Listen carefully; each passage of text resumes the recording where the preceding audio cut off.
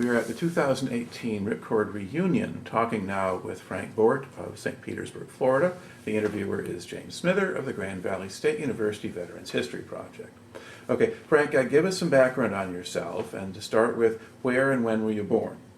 Yes, I was born January 21st, 1945 in Youngstown, Ohio.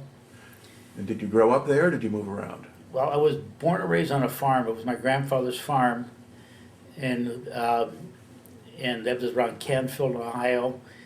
And anyway, I lived there until about age 18 or age 19. Okay. Did you finish high school? Yes, I went to Cardinal Mooney High School, Catholic High School in Youngstown, Ohio. Okay. And what did you do after you graduated? After I graduated from high school, I felt I might have a vocation to be a Catholic priest. So anyway, I went to St. Gregory's Seminary in Cincinnati, and I was there for 2 years. First year was a lot of Latin. It was 1963. Mm-hmm. And this is before the Vatican II. Yeah. We had a lot of Latin, so the first years I was on there for 2 years, but a lot of it was learning Latin. Mm-hmm. Okay. And then after those 2 years, what After did you that, then I transferred to John Carroll University, a Jesuit college in Cleveland, Mm-hmm. and I was there for 3 years. And then I graduated from John Carroll University. I majored in psychology, and I was drafted shortly after that. Okay. Now, had you decided by then not to become a priest? Well, yeah, I had decided in this seminary it just wasn't for me. It Okay. just no, it wasn't for me because I had this great interest in women. I said, this ain't gonna work. Mm-hmm. I said, yeah. All right. So you went out and got a psychology major. Of course, you have a deferment through the time you were in college, or at least you had 4 years of it. 5 actually, because 2 in the seminary and Yeah. 3 in John Carroll. Yeah. I think the government only normally let you have 4, though. But I think if you're in the seminary, they had a That could be. That's But what we might regardless, say. you did Yeah. not get a draft notice until after you graduated. Correct. Okay. So now, at this point, when you got the draft notice, how much did you know about Vietnam? Boy, that's a good question. How much did I know about Vietnam? I had some knowledge about that they called the domino theory. There was this fear of communism coming down and taking over. Mm-hmm. And I had been through what's called ranger training. It was ranger training at John Carroll University because they had a big ROTC program. I was not part of ROTC, Mm-hmm. but I got involved with the Rangers. Okay. And yeah, Now, what did that actually consist of? learning how to rappel down mountains and a lot of exercise, running around the campus, and I don't recall a whole lot more than that, but yeah. All right. Okay. Then when do you actually start training? I'll start training. Okay, I started training. That would have been in September of 1968. Okay. And where were you doing your basic training? I did that at Fort Knox, Kentucky, and I was actually in the same barracks as Elvis Presley, except years later. Mm-hmm. All right. And now, what did the basic training consist of? As far as I can remember, I think it was 12 weeks. A lot of running with the pack on your back, and I think learning how to handle weapons. Some I don't know, karate, different things, different. I forget what they call them, confidence courses they would put you through, learn how to use a bayonet. How much emphasis was there on discipline? Quite a bit. Okay. Discipline was a major thing. If one man messed up, the whole company had to pay for it. It's like if you were going to have a free weekend, if one man messed up, if it took an extra piece of pie, nobody, whatever, the whole company paid for it. All right. Yeah. And how did the instructors treat you? I was fortunate where I was because I've always been kind of a sensitive guy. Somehow I feel God gave me a great, what do you call those? Not platoon sergeants, but whatever. Oh, drill instructors or? Yeah. So I had a real interesting drill instructor, and he seemed to understand me, and so we got along quite well. But I mean, it was all about discipline and so forth. Yeah. Okay. And so how easy or hard was it for you to adjust to military life? I think I kind of laughed my way through a lot of basic. I thought it was so funny. Some of the stuff just made me laugh. Did you understand what they were doing? Now, I can understand what they were doing, but I just found it funny, just funny. And anyway, I used to make well, yeah, but I just found it funny. I don't know. Okay. I know you were probably older than a lot of the guys I was you were training? 24. Yeah. Yeah, so in many ways, I got a kick out of it. I don't know. I just did. Okay. Well, so It was different than anything. It was. All So right. in many ways, I enjoyed it. I don't know. Okay. Plus, Now- you had all the camaraderie with all the guys you're with, so it was. okay. I didn't mind it. Now you had a college degree. Did they encourage you to go to OCS or NCO school or anything else like that? Well, let's see. After basic training, then I went to advanced infantry, and that was at Fort Polk, Louisiana. And anyway, I heard that was the toughest place as far as infantry goes. People would sign up to get to Vietnam just to get out of Fort Polk. And so anyway, they had the place called Tiger Village, Tiger Village at Fort Polk's. But anyway, it's not so much, I don't think, that they asked me. I think it was more they told me, you're going to Nco School in Fort Benning, Georgia. Yeah, it's fine. All right. And was that after Fort Polk? It was after, I believe it was after, Yeah. I believe it was after Fort Polk. Yeah, okay. Yeah. Now tell me a little bit more about what the training program at Fort Polk was like. Yeah, that was a challenge. Fort Polk, they had a lot of snakes. They had a lot of snakes, and so you had to watch out. You had to be careful. But I remember a lot of running with packs and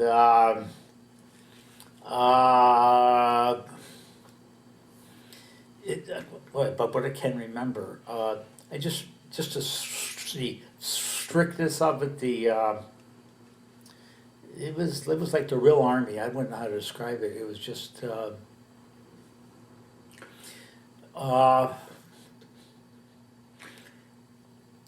do you say it was just very So there's a lot of very professional army. It was just very challenging. Very I how much of it was geared to Vietnam?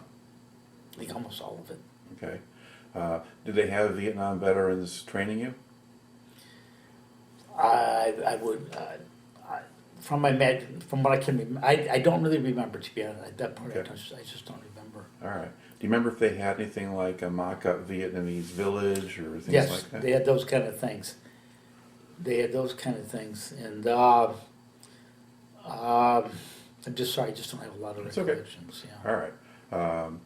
But anyway, out of that, then you get sent to NCO school. Right, at Fort Benning, Georgia. Yeah. Okay. All right. Now, what was that program like? Well, they called it shake and bakes. Mm-hmm. Shake and bakes. And what was that program like? Well, that's where you're learning more advanced things on how to use a compass and that form you into squad leaders. Leading men, because the squad leader, sergeant like 85 would have I think it was 6 or 7 guys under you. Mm-hmm. So it was learning how to lead troops, and they taught you more about weapons, I think, and so forth. Yeah. Okay. Now, was it a harder course than what you had at Fort Polk, or about the same level, or? It was a different kind of a thing. I think Polk was more intense. Yeah, I mean, Polk was a real army. It was just, man. I remember people would say, man, just get me out of here, because it was so intense. I could sign me up for Vietnam, you know. But, pardon me, but anyway,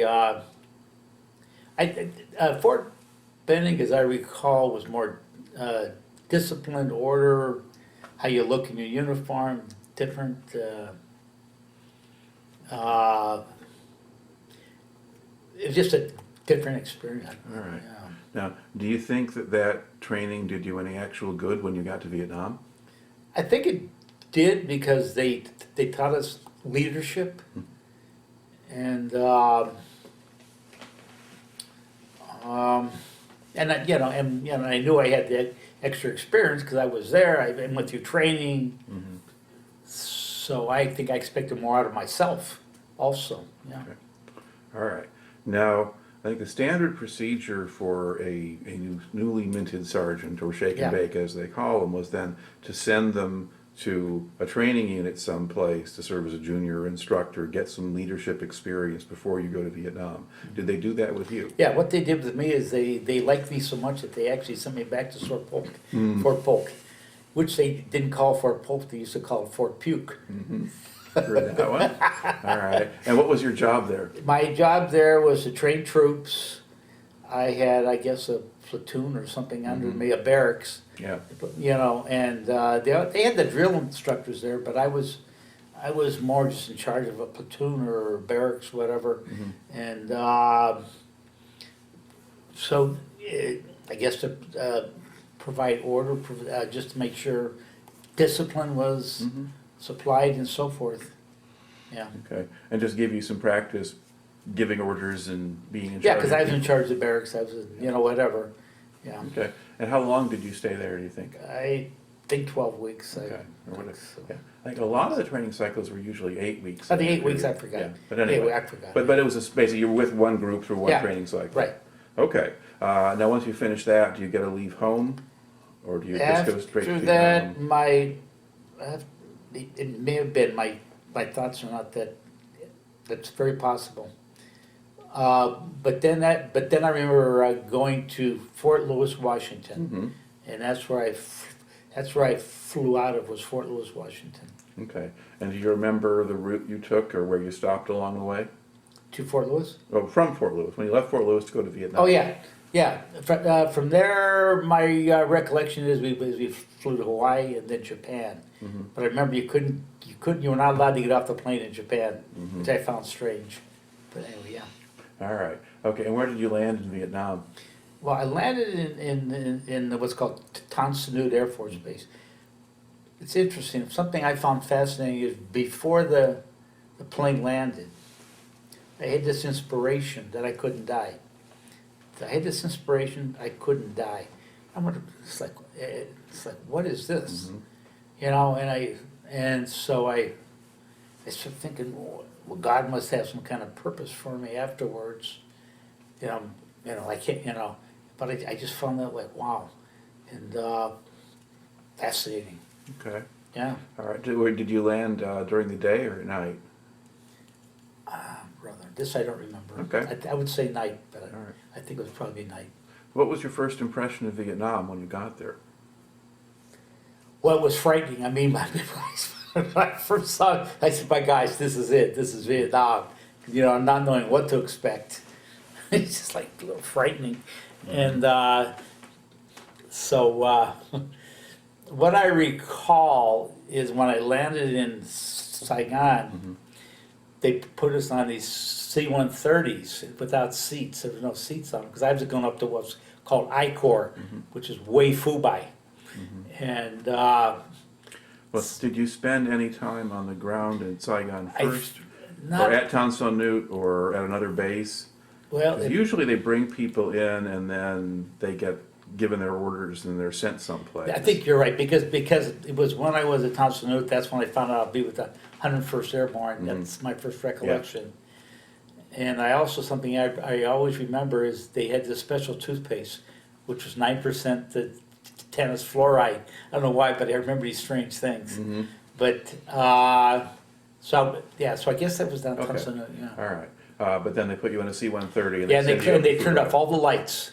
Remember, they turned off all lights and they said, "You are now in a combat zone." And this I found frightening because we're flying. We have no seats in the plane. There's no seats in the plane. You're sitting on a on the bottom of, just on a plane without seats, and all the lights are on. And that was, yeah. Okay. Now, once you get to Phu Bai, what happens? Well, when I got to Huế Phu Bai, we were taken to a place called Camp Evans, Mm-hmm. and when I got there, then I was directed to go to the certain barracks, I guess, with Charlie Company. Mm-hmm. Okay. And Charlie Company of what unit? Charlie Company, Charlie's 2nd Battalion, 3rd Brigade, 101st Airborne. Yeah. And 2nd Battalion of the 506th Regiment. Right, Yeah. it was the, right, they called the Band of Brothers. Band of Brothers, Yeah. and yeah. Okay. So you join that, and what kind of reception do you get when you join the unit?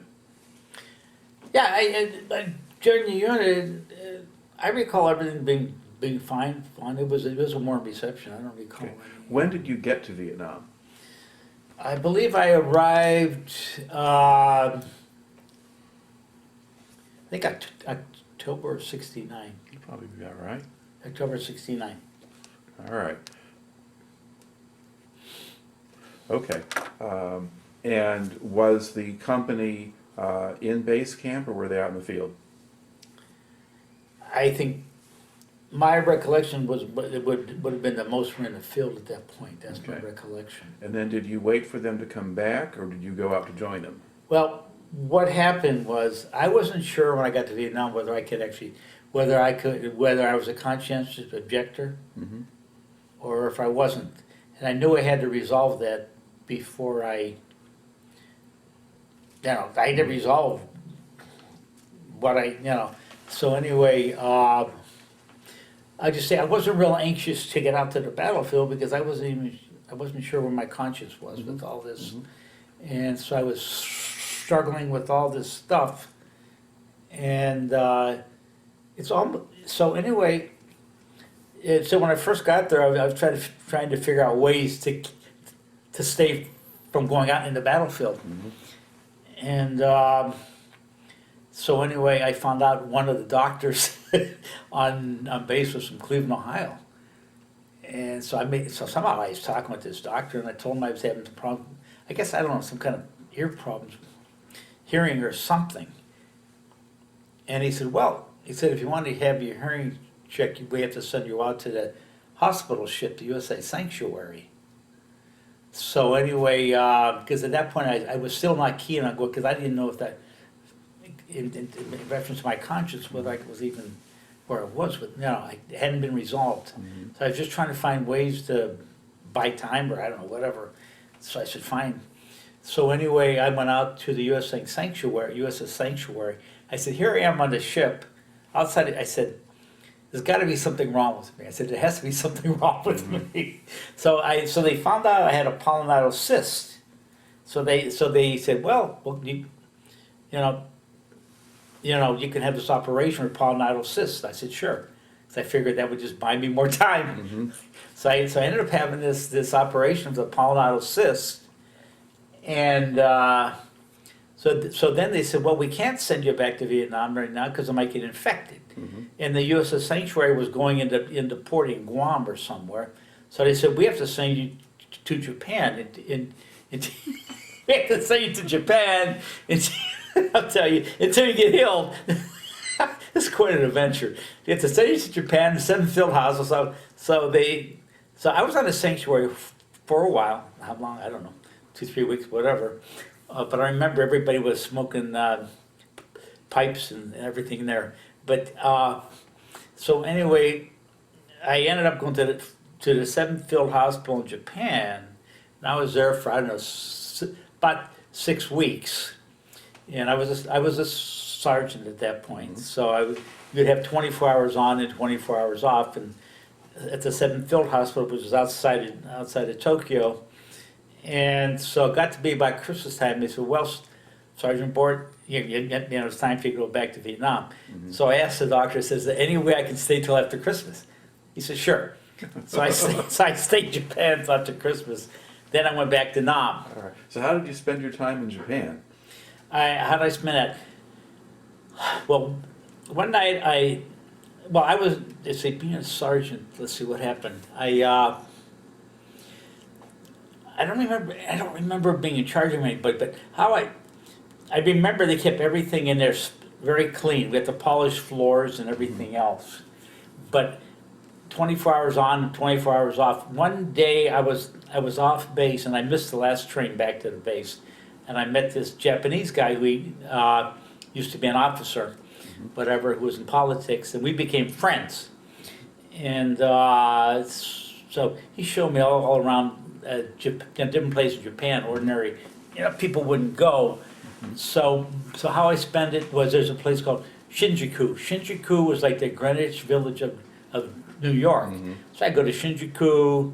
He'd say, oh, these are famous actresses, and so I'd have my picture taken with these Japanese actresses, and different things. But I got tuned into the Japanese life. I go to these Japanese museums. People I found, they were extremely friendly, very, very friendly, and so I just had one ball, and I just had a great time there, and. So when did you actually get back to Vietnam? Right at the beginning of January, right around the beginning, somewhere around the beginning, because right. I had to leave right after Christmas. Yeah. All right. Now this time, so you're back to your unit, and they probably don't know who you are. I'll tell you who the top sergeant said. He said, Bort, I've never seen anybody get over as much as you. This guy's been in the Army, I don't know how long. He looks at me, he said, I've never seen anybody get over as much as you. It was funny.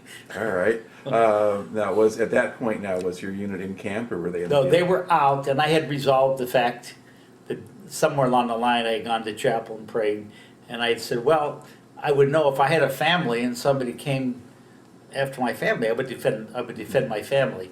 And I knew I was a strong, very strong anti-communist. So I just said, well, I'm fighting communism. I just said to myself, I want to help stop communism, and that was so I resolved the whole thing with God and my conscience. So anyway, it's almost like you're not really part of, at least my experience, but you're not really part of the experience until you meet the guys you're going to be with. Right. Okay. Until you bond with them, Okay. So where do you meet them? Out in the field, somewhere close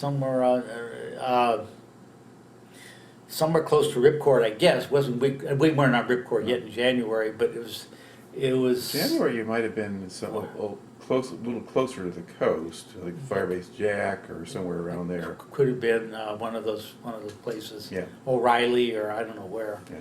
Catherine. Yeah. Well, there were people at Catherine and Riley at different times, and those are kind of in the between Ripcord and the coast too. Okay. Yeah. I think you may have been at that point still kind of in the January, still more in the lowlands. Could be. Because that was still monsoon. Could very well be. All right. But anyway, I did one of the stupidest things a guy could do. I go out, I'm flown out on the Huey, the chopper. I go up to the company commander who's out there, and I salute the guy in the field. That's the stupidest thing anybody can do. Because if they're enemy there, then they could recognize, So immediately it's like, because I've always felt I've been from some other world. I've never been part of this. Okay. And who was the company commander? That was point? Captain Vasquez. Okay. And how did Captain Vasquez respond to being saluted? He was the coolest guy I've ever met. This was the most professional soldier. To me, we all considered him to be a soldier. Yeah. And he never really seemed to get flustered. Okay. I never remember that guy ever getting flustered. But I just had the greatest respect for that guy. All right. And who was your platoon leader at that point? Platoon leader, I believe that part was Sergeant Paul Berkey. Okay. And Sergeant Paul Berkey and me we had grown up very close to each other, in Ohio, so it was like, it was very interesting meeting somebody from that area. Okay. And by reputation, he was a pretty good soldier too. That was a guy I felt who grew up in the jungle. That man was made for the jungle. I mean, he was just something else. Oh yeah. Yeah. All right. And then what kinds of things were you doing with the unit when you first joined it? I mean, that kind of January, February in there. Well, I remember doing a lot of what they call hoofing, on the ground to different places, because Vasquez had been trained with the Green Beret, and I had talked to him later. I said, "Why did we always move so often?" And he said, "Well, that's what he learned in the Green Beret, was you never stay in one place for 2 days." Because I was curious why we were always moving, but that's what he learned in the Green Beret, and so we did a lot of trekking through the jungles, and that's what I had. Okay. That's what I recall. Now, early on, were you having much contact with the enemy, or was it pretty quiet? Early on, there was not much. There really wasn't much, and it kind of reminded me of being in the Boy Scouts. I don't know why. I just had this feeling of being in the Boy Scouts, and because we didn't really have contact early on. Okay. And if you were moving through kind of jungle areas or things like that, did you use trails or did you stay off of them? Well, I remember we hacked our way through a lot. We had these machetes and we hacked our way through a lot of stuff. And so I would say we kind of formed our own trails. Okay. And now, did Sergeant Berkey or the other guys kind of show you what to do and how to do it? They broke you in when you were there. It's like, they say the most dangerous time for anybody is when you first get to the country and when you're about to leave. So, I mean, it's a break. In fact, Lieutenant Campbell was at a certain point my platoon leader, because I remember I was on one of my first long trek and I had this backpack. And we got to a certain point, I think it was like almost where we're supposed to go, and my legs gave out under me. The head said go and the leg said no. And he made a comment later. He said, "Man, he was surprised they didn't train people better, for being in that kind of thing." But I always remember that. Okay. Now, when you came in, did you become a squad leader right away, or did you shadow another one for a while? Or I kind of remember quite soon taking over. That's my recollection. Yeah. And did you take over from anyone, or was there just nobody, not another sergeant in your squad? Yes, I don't remember. Okay. All right. And you're going in as sort of this newly minted sergeant with no field experience. And the guys that you are leading at this point have all been there longer than you. How did you approach that? Well, nobody trusted new guys. Nobody trusted. I mean, you were trusted after you proved yourself. And so I think they were very wary of new guys. They were very wary because they had the experience and we didn't. So, I mean, you learned a lot from your men. I mean, so it's like, maybe you may have been the squad leader, but you learned a lot from guys who were there because they were there before. They had the experience you didn't have. So it was like you learned along the way. At what point do you think you started really functioning as the squad leader and being in charge? Yeah, but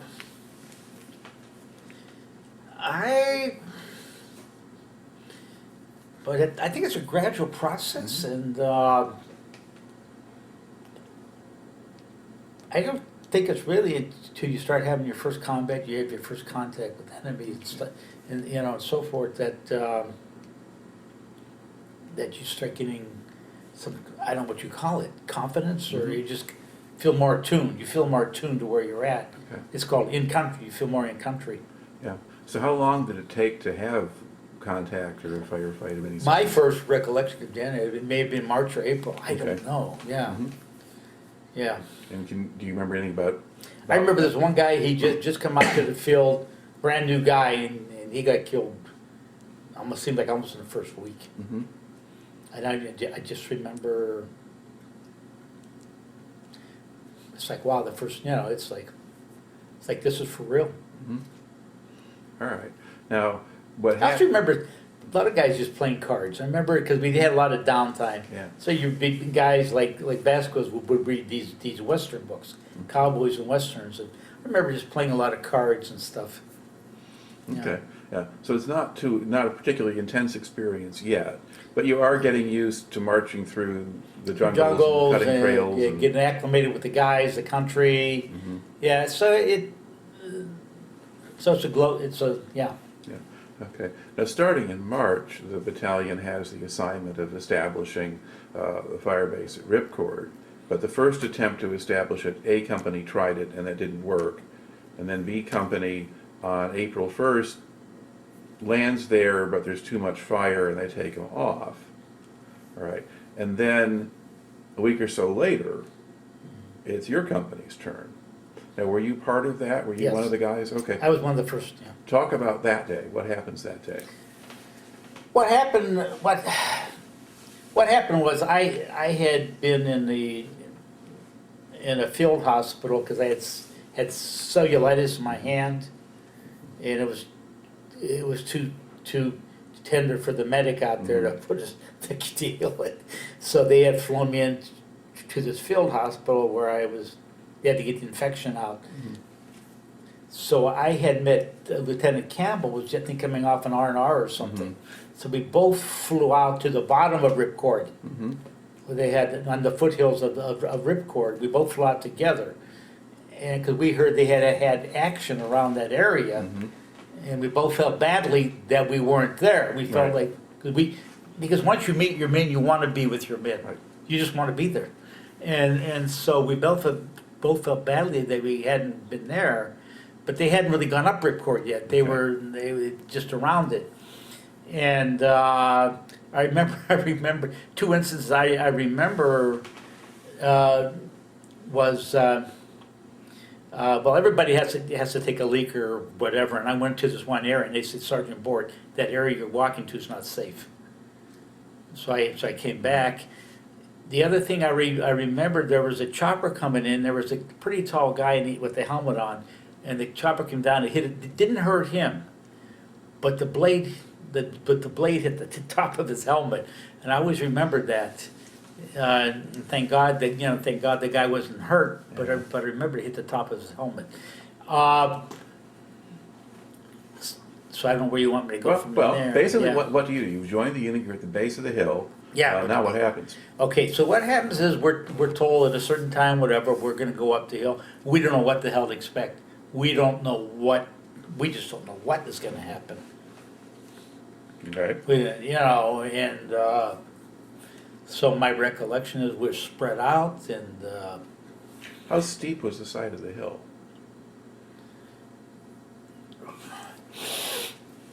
I mean, it wasn't like very- a cliff or nothing, it Okay. wasn't like this, but it was something like, I don't know how you say. Well, were you able to walk? Or Yeah, did we you- could walk it.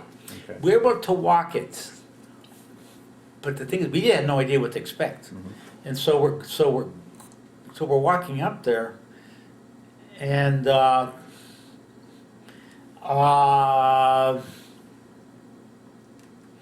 so then finally we get up to the top, and we see there's no enemy up there, and my recollection was somebody got killed because they did something up there, but I don't know what happened. So anyway, we felt exhausted. Like, how could you not? You felt great that you got to the top of this place. It was like wow, here we are. Here we are in Ripcord, and we did it. We're here. It was great. It was a wonderful feeling.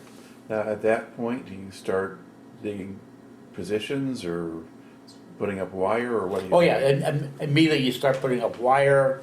But wire, you start digging foxholes. All kind of the perimeter defense, and they bring in these I don't know what you call them, gunships and everything. But they drop this. See, I've forgotten more than I know what they even call this hot stuff that burns everything around the area. Well, it's napalm. Napalm. They drop it off, and I remember they got too close to where I was. I was with this Radcliffe, And so, because I'm on the side of the hill, I'm not on the top of it, and so I go up and tell Burke, I said, these guys, they're dropping this napalm too close. So then they call them off, they notify me, say, you know, you gotta back off with this napalm, because they got too close to us. And, but that was quite frightening, because it was being dropped too close. And, but, Do you remember helicopters bringing in a bulldozer or anything yeah, everything, else like that? gradually everything was coming in, bulldozers, artillery, everything, and at one point they brought out called the guy Blackjack, I forgot some of the names, but Yeah, it's sort of it was like, he was the lieutenant colonel. yeah, because he was like a Spade. Black Spade. Black Spade, my Black Spade. Yeah, well, he came in, and for some reason, he asked me to play the part of a gook, to go outside the wire. He wanted me to go outside the wire and come in. Mm-hmm. So I did. So I was pretending like I was a gook, you know, that's what we called him. We called him Yeah, the gook. yeah. And, you know, and so I came out of the wire, you know, however I did it. And he was, you know, they were watching, you know, as I came in. I always remembered that because he wanted me to play that part. Okay. Now, do you remember Captain Vasquez inspecting the works or anything like that? Did you see anything of him while you were? Oh yeah, let's see. I don't know if Vasquez was there at that time. He was not there that day, not the first day. He came in, I think, the second day. You know better than I do. Okay. Yeah. Okay. But then once he's there, I guess Lieutenant Bob Wallace talks about Vasquez looking at the his wire and tearing it all up and making him do it all over again. Well, Vasquez is very precise. Yeah. I mean, you're talking about Vasquez. You're talking a professional soldier. Mm-hmm. You know, I mean, he would be by the book. So yeah, Vasquez. Yeah. Because Vasquez also talks about designing your defensive positions and things like that. Yeah. And the holes you were in and. I hear the Vasquez talks about. What did you say? Vasquez, he talked about designing the defensive positions and the shape of the holes you would be in and all of that kind of stuff. Like where you'd sleep and where you'd fire from and. So you're saying Vasquez did that? Yeah. Okay. He's saying. It wouldn't surprise me Yeah. because he was the master. He was the master. All right. It's funny, when we were with Vasquez, we never feared anything. Our attitude was he's smarter than the enemy. And so when we were with Vasquez, there really wasn't that much fear. Okay. Now, were you ever with Vasquez when there was much actual fighting?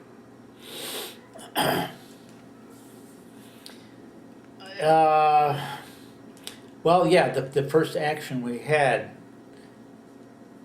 I believe we were with Vasquez, and I was on one.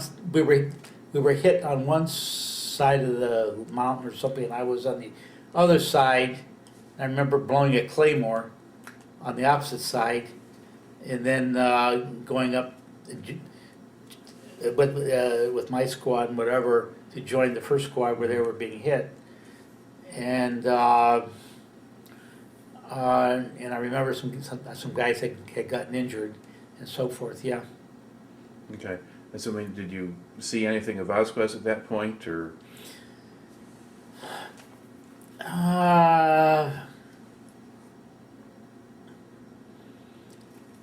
I can say about that. He kept everything in good order. Mm-hmm. That's the only thing I can remember. He kept everything in order so it wouldn't go into chaos. Mm-hmm.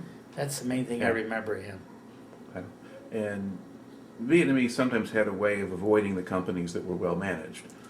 Precisely. I always had the thought the Vietnamese knew who had their shit together, and Vasquez always did. He had his shit together, and so. So you're on Ripcord, and you're there helping set it up. Do you have a sense of how long you stayed on Ripcord before you rotated off? Well, they would send these squads or platoons, whatever, out into the field. So, I don't recall ever being on Ripcord that long. We would be there, and then they would send us on these patrols. Right, because they kind of rotated which companies were there, and sometimes they split platoons out of the companies. Correct, right. Okay, all right. So, so kind of in April, May, June, So before the siege, before Hill 902, you're patrolling a lot in the jungle. Yeah. Are you finding anything? Well, what we found was a North Vietnamese treasurer, a guy who had all the money, who was going to pay the troops, and we found him, and I know they shot him. We kept on thinking, but his guys are not going to be that happy; they're not going to get paid. But I also remember being out in the jungles in the mountains, and I remember them calling in fire from the New Jersey. I remember that happening. And I was like amazed. I said, wow, the battleship you're calling New Jersey. It's like, wow, But,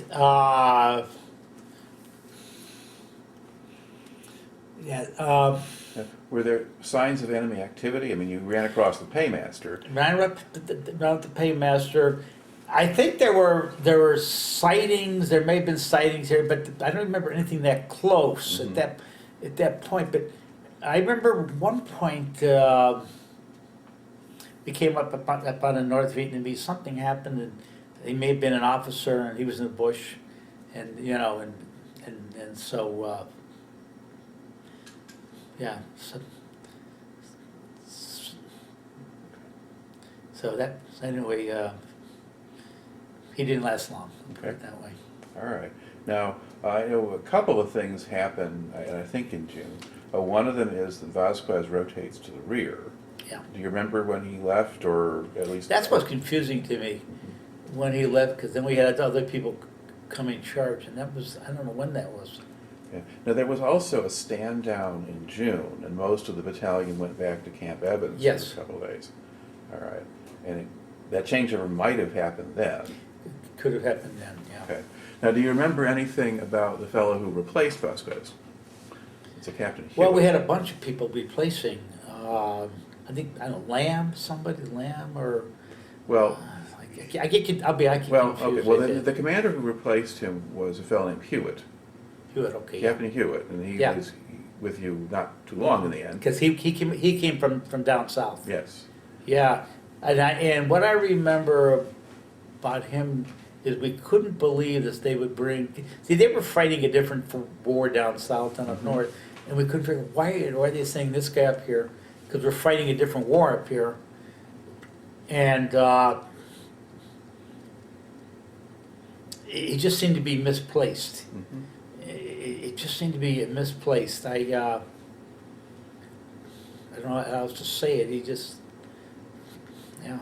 Okay. Now, did the company still pretty much function the way it had under Vasquez? I mean, the men knew Well, what to do. happened was, I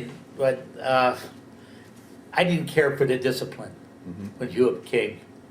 I didn't care for the discipline because one of the things I loved about being out in the jungle is a lot of freedom. Nobody really harped on you. Everybody, because you're out there, you're fighting, and everybody, it's not like being in the back. Well, And you always had a lot, and so you always had a lot of freedom. But when Hewitt came, you wanted. I got to be pretty well known for this. But when Hewitt came, we had the thing where we wanted everybody to shave off their mustaches. And I said, no, wait a minute, to myself. Here I am, willing to give up my life for my country. But I don't. Maybe everybody has a certain. And I said, I ain't shaving off my mustache. So anyway, the Colonel Harrison came out one day, and he's talking to Hewitt. So I walk up to the Colonel. He's talking to Hewitt, and I said, Colonel, I said, what's the the procedure with mustaches? And Harrison said, as long as they're neat and clean, So I got to keep my mustache, and I felt sorry for everybody who had to shave them off. And all the men said, Bort, even Campbell got on me later. He said, what the hell are, But I guess I had these boundaries. It's like I was willing to go so far and then forget it. If you want to send me to Stockade, do it. I'm already out here. But I felt so proud, and everybody kind of like, who is this guy? And he walks up, but I always felt like, wow. Okay. Well, you're talking about discipline now. Now, Vasquez was certainly disciplined. But he didn't care about mustache and Okay. shit. I mean, Vasquez cared about keeping. I don't want to get down on Hugh, Yeah. but I like I said, everybody felt Vasquez knew that area. Hewitt, it's not fair to Hewitt because he came from down south. He came up north. And he's fighting. The guy's out of place. Right. So it's nothing against him. He was in a different war zone. He was a different thing. Yeah, well, yeah. I mean, basically, I'm just trying to sort of clarify a little bit because, Vasquez, he had his rules and his way of doing things, but they were all geared toward keeping you alive. Keep you alive and keeping you safe, and in many ways you felt loved by Vasquez. I mean, you just felt this was a fatherly figure. We used to call him old man. I mean, one time we're going up this mountain, and we're going way up there, and it's surrounded in clouds. I walk up to him and I said, "Sir, is it okay if I go and play in the snow?" I mean, I was just, I said, "It's okay if I go play in the snow."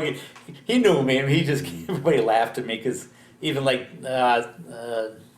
Liebeck says, he said, "Bort," he said, you're like the most unusual soldier there ever was. All right. But just these comical things, yeah. Now, you were in Berkey's platoon still? Well, I remember being at Berkey, then it was Campbell took over for a while, and then the guy from A Company took over. He was a West Point grad from Alaska. Well, Hawkins. Hawkins went for a while. Okay. But that, That was before Ripcord. yeah. But he was actually, I mean, he was a lieutenant in C Yeah, Company. Yeah. lieutenant, okay. Yeah. But anyway, Okay. but I guess, so we're now kind of getting now, so there's a stand down in June, you go back out in the field, you've got Captain Hewitt now as your commander, and now we get to 1st of July. Now, the 1st of July is when the North Vietnamese start hitting Ripcord with mortars. Yes. And your company, now, there were two platoons of your company that went on Hill 902, and Berkey's platoon was not there. No, what happened is we would have, my recollection is we would have these rotations. And it was Berkey's platoon's turns to rotate. Yeah. To go back on Ripcord, and I Right. happened to be with Berkey. So we went back to Ripcord. Yeah. Okay, and then on that night, you would have a situation where the company, those other two platoons, they stay on Hill 902 Right. for a second night.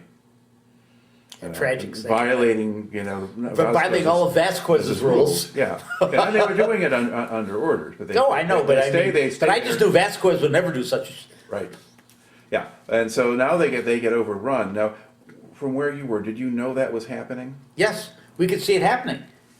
We were sorry we weren't there, because here your company, they're out there, and you're on this fire base. You can see all this shit going on, and it tears your heart apart because you want to be with your men, you want to be out there, and yeah.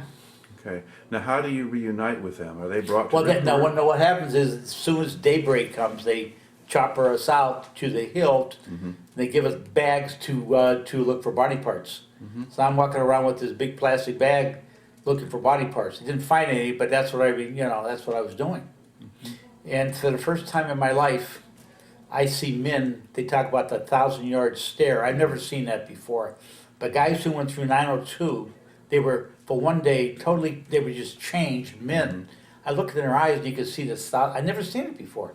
This 1,000-yard stare, and I was like, "Wow, what the hell happened here?" I mean, you just said, "What was this all about?" Yeah. And did anybody tell you anything about? Well, yeah. what happened? Eventually, people would say what happened. They would give you we were overrun because the captain Hewitt got killed that night. I hear different stories. One, his 12-gauge shotgun got jammed. He was in a hammock or something, and it got jammed, and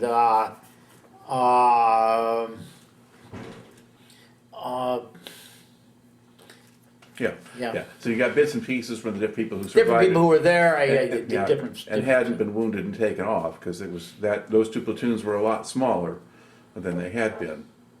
And so now you've got a situation where your company is pretty badly under strength, Right. and your platoon is a lot of it.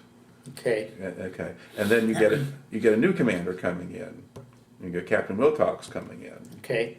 All right. Do you remember him joining the unit? I remember him joining the unit because we hit it off great immediately. We just hit it off. We just hit it off immediately, and so the next major objective I remember, if I'm not going too fast, is we were told by Spade to go up to this Hill 1000. I think it was an event the day before when some of the men went to recover a mechanical ambush and your medic got killed. Oh, yeah, okay, yeah. I was with Campbell, and this I think is when, can't remember his name, Slacker, whatever, but one of the guys, I was gonna take the guy, he was supposed to go home he was supposed to go on a 7-day leave, so I told Campbell, I said, I'll go on the squad with them to go out to check all the mechanical ambushes, and Lieutenant Campbell says, no, you stay right where you are. And then the one gentleman, Reisinger went out and got killed. And I was gonna take the guy's place. So you think of what was. Yeah, okay. And I remember guys being called back and screaming out of pain, and yeah, I remember all that. Yeah. So you lost your medic, and then you got a new one come in who was a conscientious objector. Okay. And you might not even have gotten to know him, but because he just joined you and he was not armed, and but then that next day, you get the order from the battalion commander to go and attack Hill 1000. All right, and so take me through that day. Yeah, through that day, that was probably my most momentous day of my being there. And I always carried a Bible around with me. And I remember talking to Hupp, one of the guys in my squad, and I said, Hupp, some of us are not going to make it back from this hill. I just had to, some of us are not going to make it back. He was one of those who didn't make it back. Yeah, what happened was, I'm a little confused, but I don't know if we had a platoon or I'm not sure, but we ended up, I think, with like 26 guys or something. That was your company. You had 30 men. 30 men. Oh my God! See, this is my recollection. Yeah. And so you were. And so, go ahead. Okay, so basically, my understanding was you were told basically you were attacking a hill that had sort of two crests on it, and D Company was supposed to go up one side. That was the day before D Company. Well, they had tried it, but they were supposed to go up again that day, same as you. But you had to go through the jungle, around the hill, and up the other end. Yeah. So first you have a hike through the jungle, and then you go up the side of the hill. Okay. Now, do you remember going up to the side of the hill? Yeah, I do. I remember it, quite vividly. Yeah. So anyway, we go up. So anyway, we're going up the hill, and from my recollection, according to Sergeant Berkey, I was the first one up the hill. That's what he told me. And so anyway, when I get up on top Hill 1000, there's all of a sudden there's all this firing going on, and so I get on the ground, and so then other guys, Sergeant Burke and some come behind me, and so then they actually knew more than I did about where the firing and stuff was going on. But so we worked our way up to this ridge because there were trees there, and you could hide hide behind the trees. Yeah. So I got behind this one tree. Berkey was on the other side of the hill, whatever, on the other side, and so Campbell was behind me, and the captain Wilcox was there, but Wilcox was pretty new in company, so Campbell took pretty much of the command at that from my take at that point. Basically, Campbell and Wilcox say that Campbell told Wilcox Wilcox wanted to go forward, and he had experience from being a platoon leader already, but that said, no, you're the company commander, you can't get killed, so I'll go. So in a way, so Campbell was kind of taking charge. Yeah, that was my. But he was the one kind of leading the forward move. Yeah, so I remember getting behind this tree, because I remember being one of the first ones that actually got to that ridge, and I saw him firing from this bunker. And so at one point, Campbell says, he said, Bort, he said, get your head down. So he probably saved my life at that point. So anyway, I got my head down behind the tree and, you know, was shooting and stuff. And then he said, take your helmet off and hold your helmet in the air. So I took a stick, I held my helmet in the air and was shooting it with the machine gun at my helmet. And so then, anyway, at a certain point, I think Campbell, to the best of my knowledge, said, you know, get somebody in your squad or somebody who with grenades, who could shoot grenades over there. And so I told Hupp, I said, Hupp, because I was kind of passing down the orders I was getting, I said, you have the grenade launcher, and if you could start shooting grenades over there, and that's one, to my utter complete total surprise. He got up on his knees. It's like you're watching this stuff and you don't believe it's happening. You're just. And so when he got up on his knees, he got shot in the head. How far in front of you was he? 5 feet, or oh, wow. Even that. He was quite close, and it wasn't that far from me because I was behind this tree at that point. And so he got up on his knees, and it's like you're not believing this. You're looking at it, you're not believing it, and so he got shot in the head. So I called the medic. I called for the medic. And I didn't know this guy I didn't know anything about this medic being conscious. I didn't know anything about this guy. Yeah. So it's almost like that movie about Orange. They talk about, was that Orange?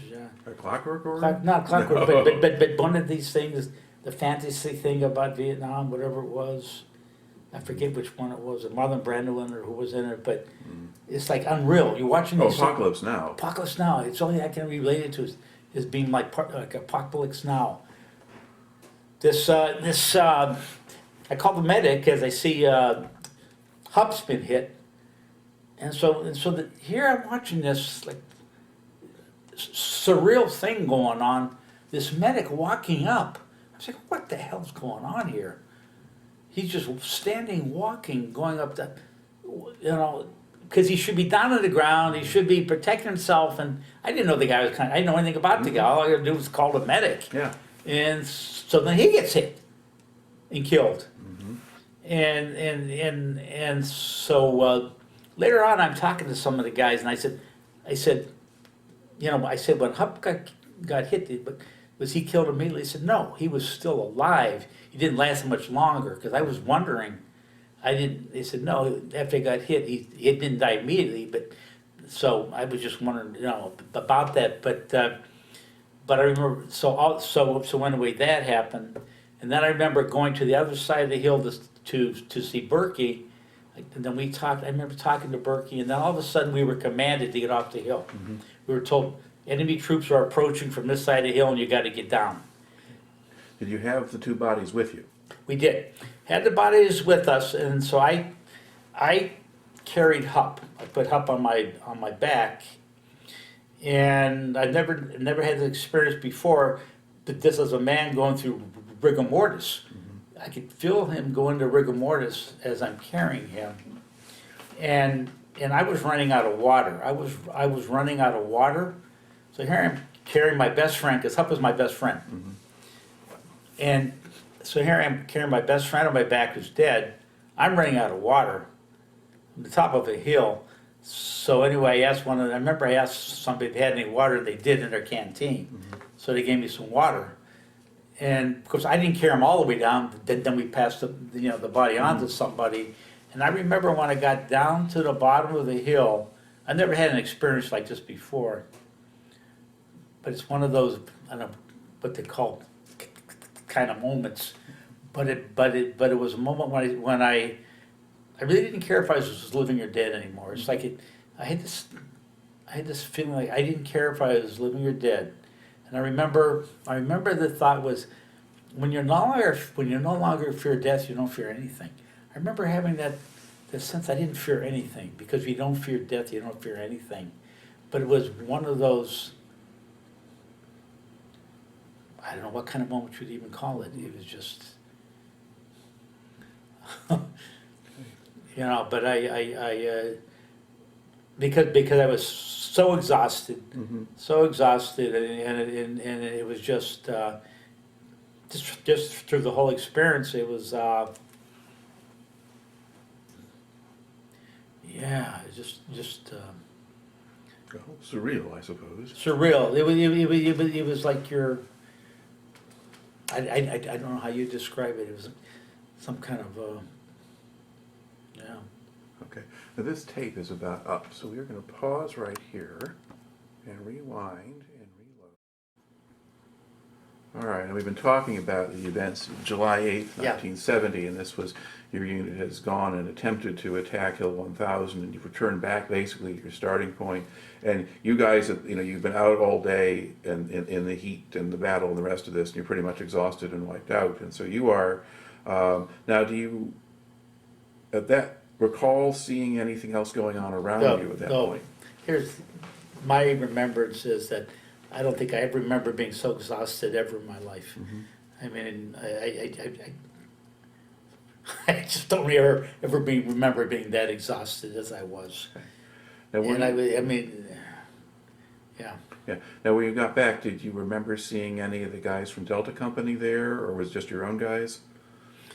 I think there were other guys. I think there was a bunch of guys there.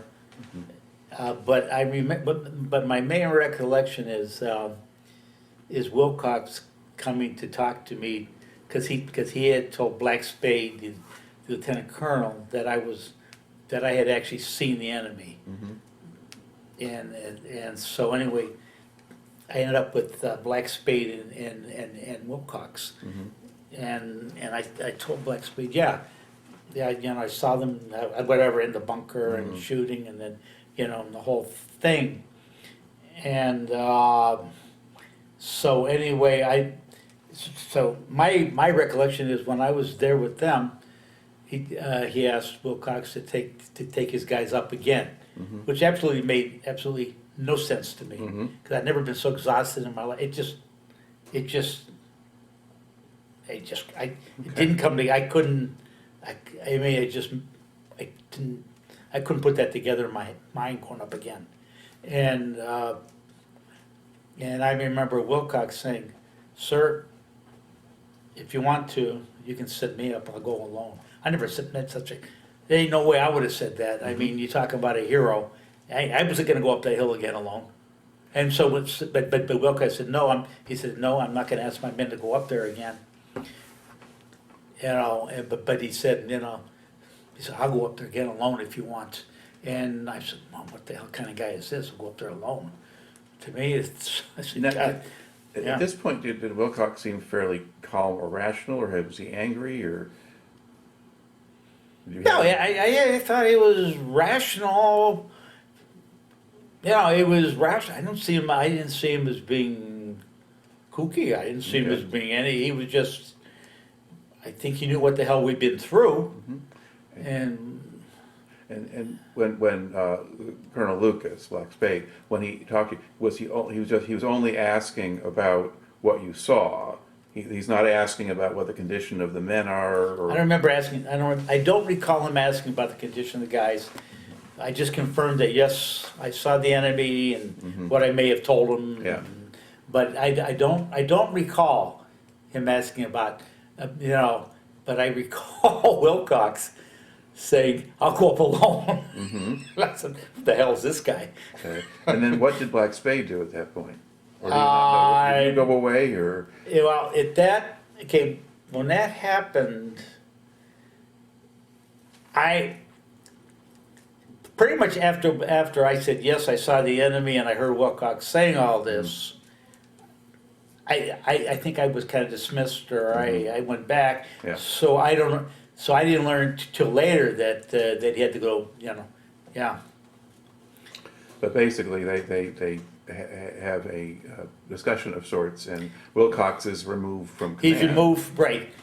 Here's a West Point graduate who is taken out of the field, but he was never stripped of his rank, which is very rare, I heard. It was very rare, so he went back to the back. Yeah, he was sent to the rear. Sent to the rear, and which would normally be quite a disgrace, because when you're out there, here, this guy's a hero, greatest hero, he's, you know, and I'm thinking black space out of his mind. This is just my thing. Yeah. How the hell we're gonna go back? And I've never been so tired in my life, exhausted. The hell we're gonna go back up? All right. What the heck is this? So now your commander's gone, and what happens to the company at that point? Then I remember, I think, going back to Campbell or something. Campbell took. Well, Campbell would have taken over because he would have been the only officer left. Yes, I remember Campbell. Until then. they bring in the new commander. Yeah, to so take that's over. what I remember him. And then I remember something about Alpha Company coming under some kind of fire somewhere, and they had a lot of resistance, and so they sent us to relieve Alpha Company. That was my recollection. Yeah. Well, there were, yeah. I mean, so I think the sequence of Alpha Company gets into really big trouble. Yeah. At the very end. Okay. Kind of 22nd, 23rd of July, at the time, right at the time of the Okay, evacuation of the okay. fire base. Okay. And Delta Company of 1506 got in trouble the day before that. Okay. And you guys went out to help them get out. Okay, the Delta. I wasn't sure. Okay. Yeah. But there were a couple of those things going on. So you pulled out of the field, because I guess in Wilcox's account of things, I mean, maybe he wasn't relieved absolutely immediately, because he talked about bringing in new guys and having new guys and old guys mixed together, and then at a certain point he's removed from command not too long afterward. But regardless, Yeah. but they did have to kind of rebuild the company because you'd gotten so small, and so that would have taken up. Okay, so at this point, so a lot of that after that incident at Hill 1000, are things kind of a blur for you for a while? Well, I remember being out in the field, and I remember being choppered out to relieve this Delta company, Yeah. I guess Delta, and all the shit they've been through, and then I remember we had to get out of there in a hell of a hurry. Something was going on. We were being surrounded or something. Yeah. And and so I had these choppers, and I remember being one of the last guys on the chopper. And I used to think, man, I'm on one of the last guys to get out of this chopper. I better make sure, I mean, I was relieved when I got on the chopper, because I didn't want to be left behind. But my recollection is one of the last guys getting out of the chopper, Yeah. getting out of there. Right. Yeah, because the NVA had been closing in on this other company, and you had bought them some time, but now you had to get out. Right. Yeah, and it was getting, according to Libeck, it was getting dark, and getting to the end of the day, and so you had to Yeah, get out. that's my before right- nightfall. Yeah, okay. And now do you go back, and do you have a stand down at Evans, or? What date was this? This would have been, be about July 22nd, 23rd, about the time of the evacuation of the Okay. base. Yeah. Yeah, my recollection, okay, we would go back to Evans and have a stand down at that point. That would be my recollection. All right. And now, do you go back out in the field then after that? I remember leaving country, it was around the middle of August. I remember Sergeant Berkey being in the hospital or something, Mm-hmm. for something or other. Do you remember going to any other fire bases after going to Evans, or do you think you went from Evans and just left?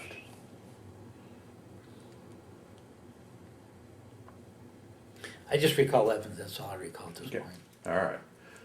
But you're getting to the end of your tour at that point. Right. So, I guess because earlier, as you mentioned, you arrived in Vietnam in October of '69, and you went away because you had the medical stuff, but that still counts as part of your year overseas. Correct, right. And so Well, I got out for early school. Okay. It was, yeah, I got out early because I was applying for graduate school, so they called it an early out. Mm-hmm. So I got, yeah, so that's what happened there. All right. So, how do they get you out of Vietnam? Once you get your orders to leave, what happens? So, okay, then there's what you call the big bird comes in.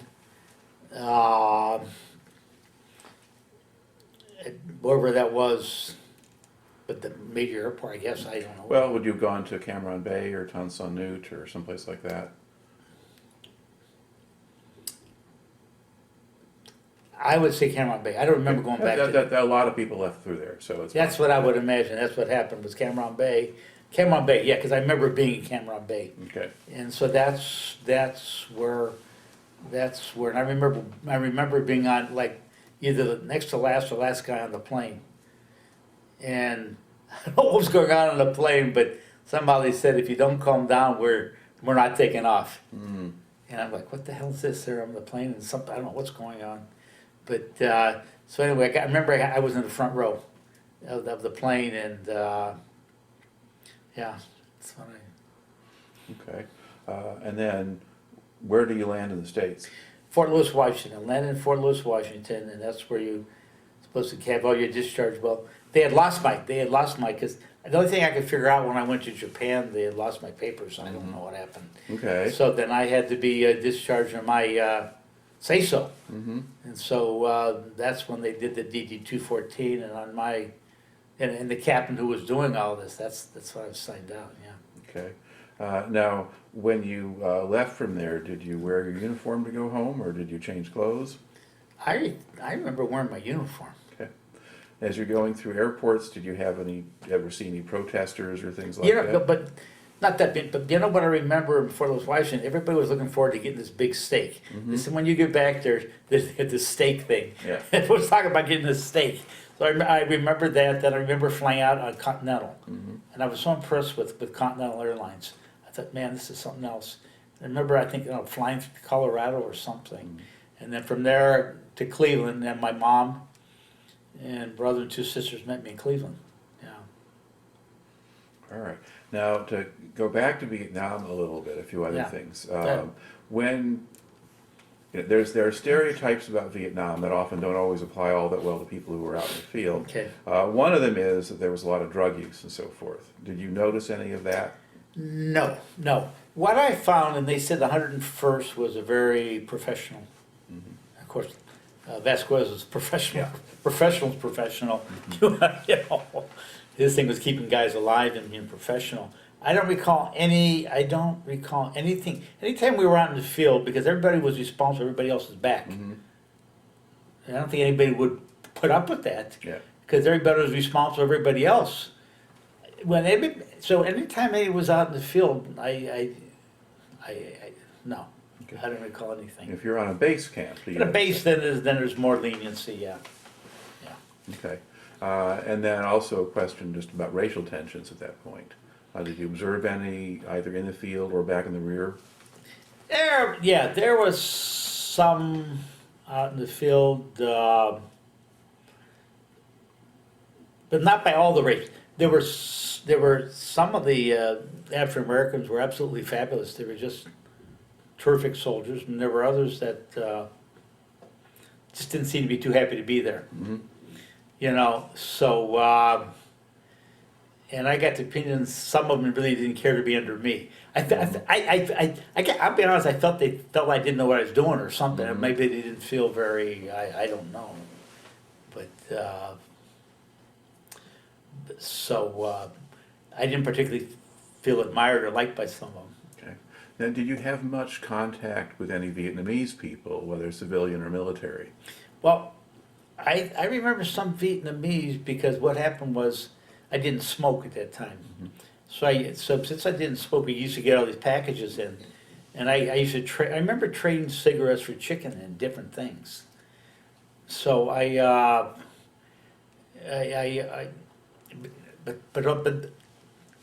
I can't recall any certain time. But I just remember feeling great that I didn't smoke because I could trade my cigarettes for, with Vietnamese for stuff. So how would you encounter Vietnamese people? This is a good question. I don't even know how this. Well, some worked on the bases.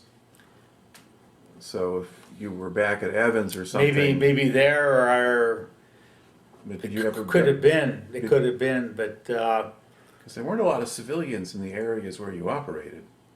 no. I'll tell you one thing though. My mom was very popular in Vietnam because she would get the ladies from the community to bake cookies, to do all kind of stuff, and so I would have all my care packages sent out to the field. But I heard a lot of people didn't. They kept them at the base. Yeah. But I would get my care packages and share them with people. and sausage, cookies, all kind of stuff, you know, and that's what I recall, and you know, you're getting pop out there, cans of pop, different things, yeah. Okay, all right. So now once you are back in the States, you get Yeah. your discharge, now what do you do? Okay, okay, I went back to the farm where I grew up, because that was the home I had at that time. And my mom was a widow, my dad died at 49. And so I stayed actually in the farm. It was a ranch home, but it was on my grandfather's farm, and that's where I stayed. Okay. And then did you go back to school, or what? Well, did what you do? happened was what happened? I was like I said, I got an early out in order to go to college. So I went to John Carroll. I was gonna get a master's in social work. And what happened when I went to apply? They said, "Well, you stammer, and because you stammer, we can't take you into this program." So here, my plans to go to graduate school fell apart. So I said, "Well, this is okay. They're not going to accept me because I stammer, you know." So then I went back home, and to my recollection, I tried to find a job at that point. Yeah, and I remember I went to this employment agency, and I remember my mom went with me at that point, and I don't know, but it's like the guy there was not very happy with Vietnam vets, and it probably upset my mom more than me. I don't know, but it just that I think was the major incident I recall was. I don't know what I was doing, applying for, I don't know what I was doing, looking for a job or I don't know, whatever I was doing. See, what happened was I had applied for a job right before I went to Vietnam as an employment counselor or something. But I was drafted the same day I was supposed to start the job, therefore they didn't save the job for me the same day. Right. So then I went back and so there was no job for me. So it took me a little while till I found a job in Cleveland as a caseworker with public aid. Yeah. Okay. And is that the kind of career area you stayed in, or? Yeah. So I stayed in like basic social work my whole life. I've been in that. Yeah. Did you eventually get a master's degree from somebody else? No. What happened though? Even before I went to Cleveland, even before all this happened, I was on the farm, and I started to become suicidal. I felt everything was closing in on me. And I was feeling suicidal. And because I know when I first got back, I couldn't sleep on the bed. He had to sleep on the floor, and any loud noise was boom, you know. And so, anyway, my mom knew this pharmaceutical salesman who knew a psychiatrist. So I went to see the psychiatrist, and I think I must have scared the heck out of this guy. He put me on 4 major medications for a year. Mellarol, Senequan, and whatever. So for a year I was on these major medications, you know. And so, but that eventually brought me down. The medications eventually brought me down. 'Cause I remember going to see a psychiatrist in Cleveland, but he said, no, that was fine. So, at the VA, I was at the VA, but they just kind of dismissed me. So, well, PTSD hadn't really been identified. I guess it hadn't, and the VA wasn't treating it. Yeah. And in effect, with some of the stuff you had, like the reflex stuff, that could be controlled to some extent by the kinds of maybe tranquilizer type things that you were being given. So that might have accidentally wound up being something useful for you at that point. But, I hear you, yeah. Yeah, at least that's what I'm just kind of guessing, Yeah. putting that together. But I know when he put me on all this major medication for a year, I came down. All right. And then, do you have, longer lasting after effects? Yeah, well, I did. I mean, all the major stuff kind of, well, I was in therapy for many years, but not everything was Vietnam. I had, just growing up issues and things to do with life, and always being kind of a sensitive soul. It's like Liebeck says, I'd be the last one you would think being in the Army. I had actually signed up for the Peace Corps to go to Kenya, but I was turned down for that. And I used to think, boy, here I'm going to Nam, and they wouldn't accept me in the Peace Corps. You know, and yeah, I mean, even after, even 2-3 years, I don't know, maybe 8-9 years ago, because I've been in Florida about 10 years, I'm Catholic, I was going to Mass at the VA, and the priest there, he said, you have PTSD. I wasn't even aware. And so they had these 2 Catholic ladies who were the head of the psychiatric departments at the VA. And so I went through PTSD training, I saw a psychologist, I went through all this stuff there. And, yeah. Okay. Now, if you kind of look back at your time in the military service, do you think you took anything positive out of it?